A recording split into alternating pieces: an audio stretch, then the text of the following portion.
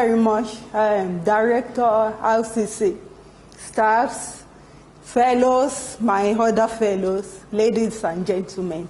I greet you all and I welcome you to this presentation on oil mitigating militancy in Nigeria's Niger Delta.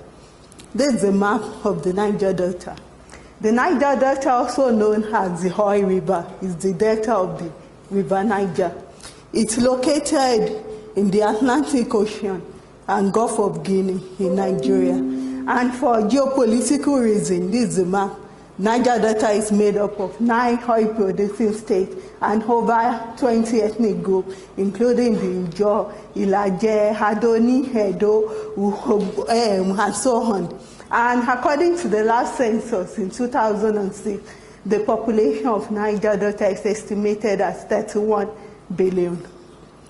The Niger Delta is blessed with abundant oil resources, and apart from that, other natural resources. The oil and gas reserve in the Niger Delta is estimated at 28.2 million barrels, and natural gas at 165 trillion standard cubic feet, including non-associated gas of 75.4 trillion standard cubic feet. The average production capacity in the Niger Delta is estimated at 2.5 billion barrels per day. Although because of insecurity in the Niger Delta, the average performance stands at 1.8 million. Nigeria possesses Africa's largest oil and gas reserve and the 6th largest producer of oil in the world. But apart from oil, the Niger Delta is also blessed with the 3rd largest wetland and coastal marine ecosystem in the world and the largest mangrove in Africa, where a variety of food crops, cash crops, and fishes are derived. Truly, the abundant oil resources have brought significant expansion to the Nigerian economy. Oil accounts for over 70%, for the last 4 decades, over 70% of federal government revenue, more than 95% of export earning, and 90% of foreign exchange revenue. But despite this, unfortunately, the exploitation of oil by oil multinationals without adhering to global environmental standards has led to serious hydrocarbon pollution in the Niger Delta. There have been various estimates of the magnitude of the environmental degradation. It was estimated that there were over 70,000 oil spills between 1970 and 2000 at the rate of 300 per year, leading to a loss of approximately 3 million barrels of oil. Also, a group of environmentalists and oil experts that visited the region in 2006 put the figures of oil spills, both onshore and offshore, at between 9 and 13 million barrels of oil. The agency tasked with oil spill detection in the Nigeria, NOSTRA, estimated that there have been over approximately 2,000 oil spills in the Niger Delta. And these spills have occurred more than one, and most are shale sites. The over 13,000 billion oil spills that have occurred in the Niger Delta at the rate of 250,000 yearly. This yearly estimate is equivalent to the Alaska oil spill that occurred in the United States, and it was widely publicized as the worst in the world. And also it attracted $1 billion in compensation. Apart from oil spill, gas fire is another major pollutant of the Niger Delta environment.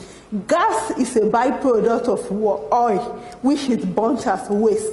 But the burning of this associated gas is considered extremely wasteful and environmentally damaging. But in reality, there is over 200 continuous gas that is burned 24 hours daily in the Niger Delta across the region. It is important to truly, the abundant oil resources has positioned the Niger Delta in the global economic landscape. But the unsustainable exploitation of oil by oil multinationals without adhering to global environmental standards led to serious environmental degradation. that deprive the people of their traditional means of livelihood, which revolve around subsistence, agriculture, and fishing. And after decades of frustration, the local people shifted their campaign to violent action involving youth militancy. And these activities of these youth militants aggravate environmental degradation, ultimately lead to a vicious cycle of increasing violence and insecurity in the Niger Delta. The failure of the government to address the structural problem in the Niger Delta has turned the region to a global center of violence and criminality involving hotels, kidnapping, and so on. There have been various studies on the environmental, socio-economic, and political issues that undergird militancy in the Niger Delta, but the cultural aspects have not been sufficiently addressed. It is in this context that these studies focus on how traditional institutions influence the way in which environmental harm leads to violence in the Niger Delta, drawing on data derived from field work in Ondo, River, Bayelsa, and Delta State. At the local level, the strength of the traditional institution depends on the potency of the indigenous cultural value. For example, although there is all the oil community are confronted with serious ecological challenges, but there seems to be relative peace in some oil community like Ondo, in contrast to the volatile situation in other communities in Bayelsa, Delta, River, and River State. The major argument is that the potency of the traditional social control mechanism largely explains the relative peace in the oil community in Ondo State. This analysis is embedded in the field of political ecology, an analytical framework for studying socio-ecological crises, focusing on the social relation of power and domination. In the Niger Delta context, the state actors and oil corporations use a variety of local actors to support the abundance and rape of the natural environment at the detriment of the majority of the impoverished local people. The local community is penetrated by these powerful actors, which invariably lead to a complex web of environmental, socio-economic, political, and cultural outcomes. This complex interaction has enormous bearing, not just on the local ecosystem, resource utilization and management, but also on the viability of traditional institutions, cultural value, and community governance. It's important to deplete the reality of the ecological in the Niger Delta. This is a ruptured pipeline. We ruptured pipe with oil gushing out. And once it starts gushing out furiously in gaseous form into the air.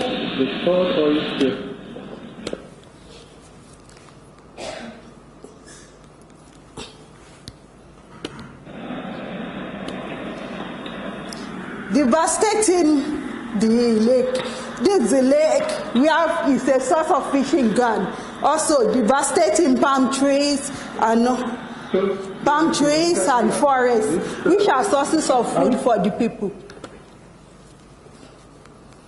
This is a main river in Gori that has been polluted as a result of oil spill. This is gas flaring that occurred 24 hours in Beneku communities. This is the swamp. It's rich for rice cultivation that have been devastated, and of significance, this oil spillage occurs since 2008 without any remediation action up to today. You can see the sheen of oil on the water surface, and this is a boat indicating that this river is still being used for canoe paddling, for fishing, and so on. Even there is a signboard there indicating hydrocarbon pollution since 2008 without any remediation action or even compensation. The case is still in court today. This evidence that the main river is still being used for domestic purpose and other because of lack of viable alternative. This is a local swimming in the river full of oil. And here, this is a cassava farm. The major staple food here, this is still being used, the region, the contaminated area is still being used for famine, and so on. And it also led to forced eviction because of the strong smell of crude that made the region inhabitable for people to live there. Till today, the strong smell of crude oil is still very potent in the air because I was there and I saw it. United Nations Environmental Programme report in 2011 states that petroleum hydrocarbon can enter people's body when they breathe air, but eat fish, drink water, or accidentally eat or touch soil or sediment that is contaminated with oil. But the Niger Delta people face this challenge daily. Look at this picture. This is not just a farmland, it's a cassava farm. But what is significant here is this road. Anywhere there is a road, it indicates that there is a pipeline underground. And this pipeline, besides the fact that it obstructs plant growth, the people are also susceptible to oil spill daily. The non-violent campaign for environmental justice in the Niger Delta was championed by the environmentalist and player and through the movement for the survival of Ogoni. Kensarowiwa brought the plight of the Niger Delta into international limelight as the president of MASO. He led a non-violent campaign against the degradation of the Ogoni environment by a multinational and criticized the government for their reluctance to act. Kensarowiwa and other Ogoni members were later arrested by the military government tonight for allegedly murdering some 4 Ogoni chiefs. Though the charge was denied, Kensarowiwa was hanged in November 10, 1995, alongside the other 8 Ogonians. This changed the contour of the legitimate non-violence, which transformed to violent agitation.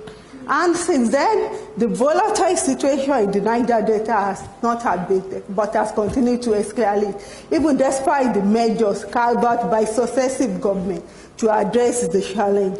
And the most recent was the amnesty program granted to the youth militant in 2009 by Yar'Adua administration and sustained by successive governments. It led to relative peace, but the pace was temporary.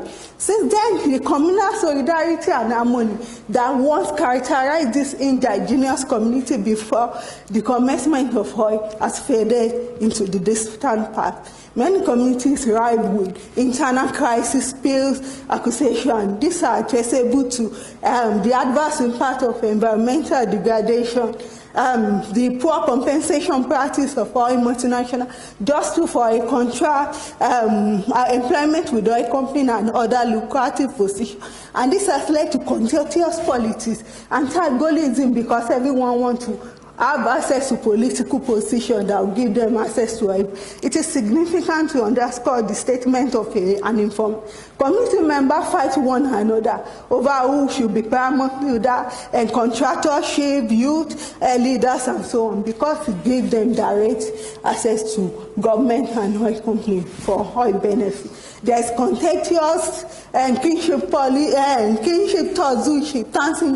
because everyone wants to be the head of traditional institution. In the case of Niger, such a conflict led to the deposition of the paramount ruler, which is a desecration of the culture of the people. The bond of kings and queens has degraded. It has turned members of the same family against one another, father against son. Even the non-governmental organizations working in this region are also affected. In the statement of the project officer of environmental rights, he took a member of the British personnel to assess an oil spill site to the extent of the damage from oil spill in a community in Rivers State, but they were kidnapped by people that happened to be his own classmates, and they were not released until they parted with some money, which was what? A ransom.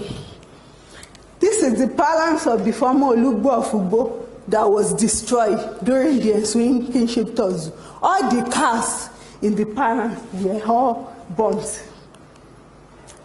Most communities now rife with accusation and counter-accusation, particularly between the local chief and the youth. According to the youth, Most often, the oil company instigates, according to the local chief, the oil company instigates the youth against them.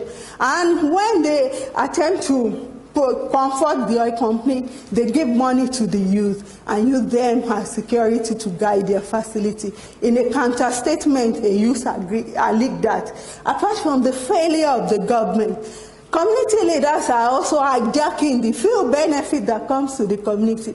And whenever we attempt to protest, the oil company security are used to intimidate us. The community leader have been co-opted and used by oil company and government. It seems that oil money has beclouded their judgment, and in the process they erode their legitimacy and respect in the eyes of the people. The visible lack of basic amenities infrastructure is very evident in most oil communities, but the few decent houses are owned by most of these community leaders, who the respondents even do not live in this community but come once in a while. The agitated and frustrated youth have the mindset that violence is the only option available to them. And the legitimate protest of this youth has over time transformed to criminality involving oil, bunkering, illegal oil pipeline vandalism and so. And these activities invariably aggravate environmental degradation. The incitant oil spills in the Niger Delta was initially linked to the use of obsolete equipment by oil multinationals, most of which were put in place in the 60s and 70s without being changed. But in the early 20s, the environmental degradation in the Niger Delta was aggravated by the activities of these youth militants. This is one of the consultative meetings between the Nigerian government and the traditional leaders in the Niger Delta and the representative of the government. This is a special advisor to Niger Delta leaders to Buhari. We want oil blocks and pipeline contract. They seem not to be concerned about the deplorable situation in the Niger Delta. They are more concerned with what they can get for the government for their own self-enrichment. This is the house of a local farmer. They are the one that eat the polluted. They are the one that experience low yield. They are the one that experience declining income, and the one that live in abject poverty. And this is a house of a community leader. We have better housing, they have cars. The agitated Niger Delta youth felt that violence is the only option available to them.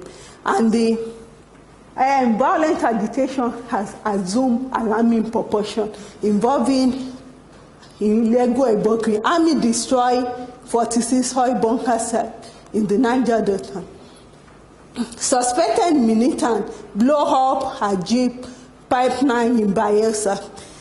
A new militant Avenger threatened to resume hostility tonight. This was just late November. And this is the picture of the Nigerian president seeming helpless about the security situation in the Niger. And the militant has continued disruption of oil facility, which has continued to increase, leading to continued decrease in crude oil production. And despite the extensive militarization of the Niger Delta by government through different military operations, the insecurity has not abated. Traditional institutions emanating from local cultural tradition has been the custodian of the indigenous culture, custom, and norms. As a social control mechanism under which the young are expected to grow, the cultural value that this institution inculcates in the youth is geared towards building peaceful personality in them. Traditional institutions are age-long social-political institutions created from customary law as alternative non-state structure that respond to the social and economic needs of the grassroots people. They are administered by traditional rulers, secret court, praise in each domain. Although colonialism and the imposition of Western styles of government has significantly reduced the political status, power, and reverence of traditional institutions, but at the local level, traditional institutions still play a prominent role in upholding cultural value, fostering peace and harmony in each domain. The power of the divine kingship, role of ancestors who are their forefathers that have died, secret court, serve as spiritual agents, judge and jury that utilize spiritual action to promote peaceful coexistence harmony through the power of belief. Because these traditional rulers and elders are armed with personal characteristics such as wisdom and integrity, and they are considered as representative of their forefather and imbued with the authority of their forefather to foster peace, harmony, and societal cohesion. This is the traditional council in Goi community during my field work, and this is the balance of one of the traditional leaders in Igbo Ilaje.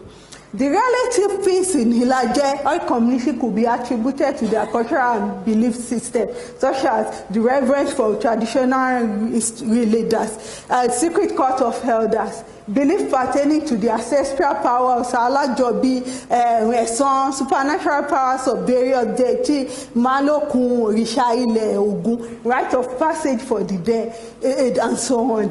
The Alagora secret court, who are a very powerful key personality in the community. They are wise men that possess moral and ritual power. And there is only two courts in Niger, which is the king and the Alagoro, and they serve as the final arbiter.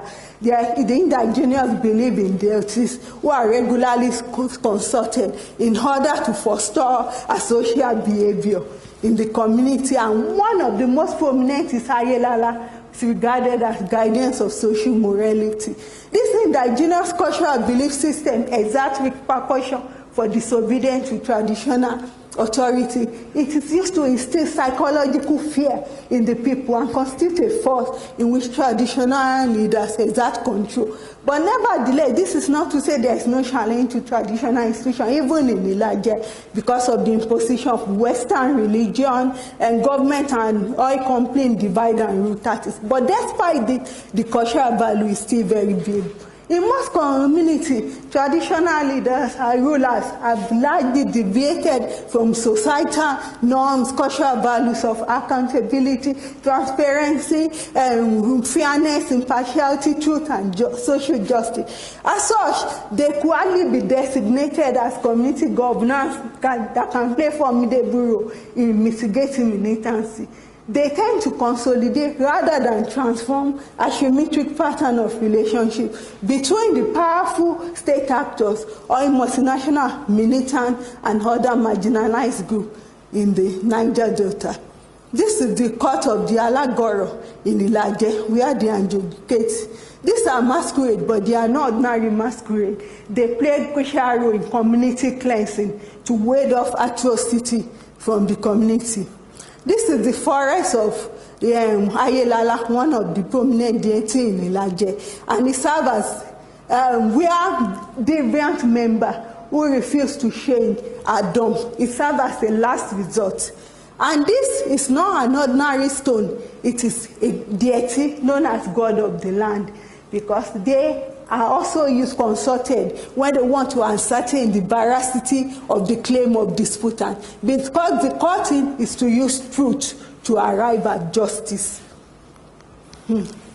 The fair and judicious utilization of oil benefits and environmental security is key to mitigating militancy in the Niger Delta. But any equitable arrangement will require finding upright and credible people that will be tasked with the responsibility of distributing oil. The traditional rulers would have played a key role in this regard if they are not serving their own interests and that of the corrupt oil company and state actors. Scholars have emphasized the importance of culture in human development. And it is significant that while some of these communities have sustained aspects of their cultural practice, such as various festivals like Fish, Yam Festival, even practice of welcoming visitors, but the core cultural value that can sustain moral values and community solidarity, harmony, and peaceful coexistence has been largely jettisoned. But despite that, we cannot overlook the critical role of traditional institutions in local governance. And it is significant that even when the government wanted to adopt the amnesty program that led to peace in the Niger, they had to reach out to this traditional ruler who has to appeal to the youth to accept the offer of amnesty. The government still regularly consults with them. It is from such a perspective that one can appreciate the crucial role that credible traditional institutions can play in the effort to address the violent conflict and militancy in the Niger Delta. Also significant that even international institutions such as the United Nations are promoting the integration of indigenous systems and practice in peacemaking and development techniques. This is encapsulated in the UN Secretary General Rule of Law and Transitional Justice in Conflict and Post-Conflict, which places emphasis on the importance of the traditional method, and so that they can continue their vital role. And if they are ignored, this may lead to a situation in which large segments of the population will lack accessible justice. Also, Article 34 of the United Nations Declaration of the Rights of Indigenous emphasize the right of these indigenous to promote their culture, their practice, their spirituality, their procedure, and in accordance with local tradition and international human rights standards. A United Kingdom Department of International Development report in 2000 also emphasized that this non-state judicial state can play a crucial role in the aftermath of conflict, where restoring order is of high priority. A UNDP report also states that when formal institutions may have broken down or they are weakened, this informal mechanism can play a crucial role in restoring law and order. So the trajectory of the struggle for environmental justice in the Niger Delta. Environmental activity based on the principle of environmental justice argue that human, society, and the natural environment are intricately linked, and the health of one depends on the health of the other. In this context, any institutional mechanism geared towards environmental protection, sustainable peace, and development in the Niger need to understand that focusing largely on the activities of foreign multinational and state actors that degrade the environment, without taking cognizance of how the action of indigenous institutions and local actors invariably aggravate this environmental degradation, amount to not taking the bull by the horn.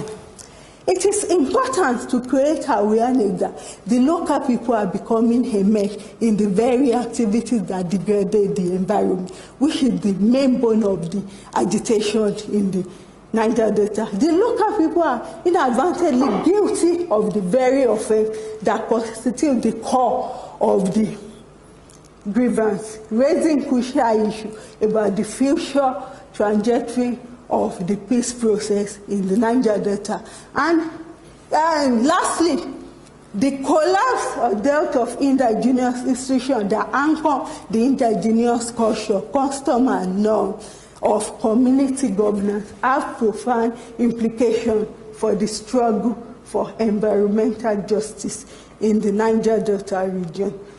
Thank you for your kind attention. I would like to thank the RCC for this writing fellowship, African Peace Building Network of the Social Sciences Research Council for the research grant to carry out this research in the Niger Delta, Professor Emeritus for his invaluable informed insight, and to various respondents, including the Environmental Rights Action for all their information, and my gratitude to my university for this research leave to undertake this research. Thank you so much for your kind attention. I appreciate it.